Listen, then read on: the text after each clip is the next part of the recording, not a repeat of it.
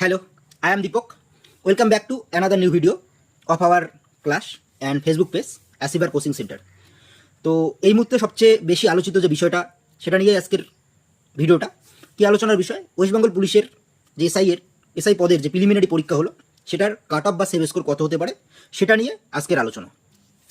তো save score যাওয়ার আগে তিনটি বিষয় নিয়ে আমি আলোচনা করব। প্রথম যে বিষয়টা আলোচনা করব সেটা কোশ্চেন কোয়ালিটি কেমন ছিল।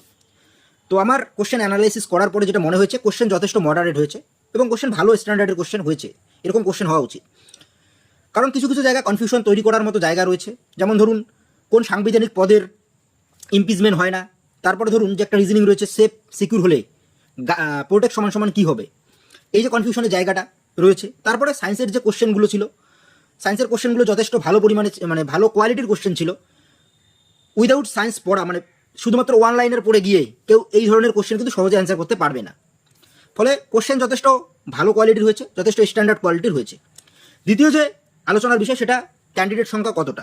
ক্যান্ডিডেট সংখ্যা যথেষ্ট ভালো রয়েছে, কারণ দীর্ঘদিন ধরে ওয়েস্ট বেঙ্গলে সরকারি চাকরির পরীক্ষাগুলো হচ্ছে না। এটা মোটামুটি 1 বছর পরে হলো, কারণ 1 বছর আগে আমাদের মিসেলেনিয়াসের পরীক্ষা হয়েছিল।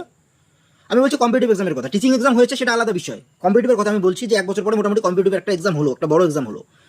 ফলে হিউজ পরিমাণ কিন্তু ক্যান্ডিডেট রয়েছে। তৃতীয় যে বিষয়টা নিয়ে আলোচনা করব সেটা আপনার কতগুণ ক্যান্ডিডেট পরবর্তী স্টেজে ডাকবে। দেখো, পরবর্তী স্টেজ বলতে এখানে ফিজিক্যাল রয়েছে, ফলে যে চাকরি পরীক্ষাগুলোতে ফিজিক্যাল রয়েছে সেখানে কিন্তু কাট অফ একটু কম যাওয়ার প্রবণতাই থাকে এবং একটু বেশি পরিমাণে ক্যান্ডিডেট ডাকে। তো পূর্বের বিভিন্ন এসআই এর যে পরীক্ষাগুলো হয়েছে সেখানে আমরা দেখছি মোটামুটিভাবে 20 থেকে 25 গুণ ক্যান্ডিডেট কিন্তু ডাকে।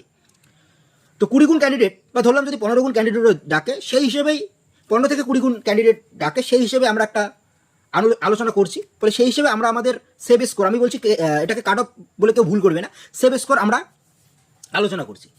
তো প্রথমে যেটা বলছি জেনারেল এবং ওবিসির ক্ষেত্রে, দেখো রিসেন্টলি যে পরীক্ষাগুলোর রেজাল্ট বেরোচ্ছে তাতে জেনারেল এবং ওবিসির আলাদা করে কাট অফ বলার কোনো জায়গা থাকে না, কারণ জেনারেল এবং ওবিসির যে কাট অফ সেটা মোটামুটিভাবে একই থাকে। তো জেনারেল এবং ওবিসির ক্ষেত্রে আমি বলবো যে মোটামুটি যাদের নাম্বার 125 প্লাস রয়েছে তারা সেফ জায়গায় রয়েছে, তোমরা মেন্সের জন্য প্রিপারেশন নিতে পারো। এবার এসসিদের জন্য 120 সেভ স্কোর এবং এসটিদের জন্য 110 সেভ স্কোর। তো এই ছিল আজকের আলোচনার বিষয়।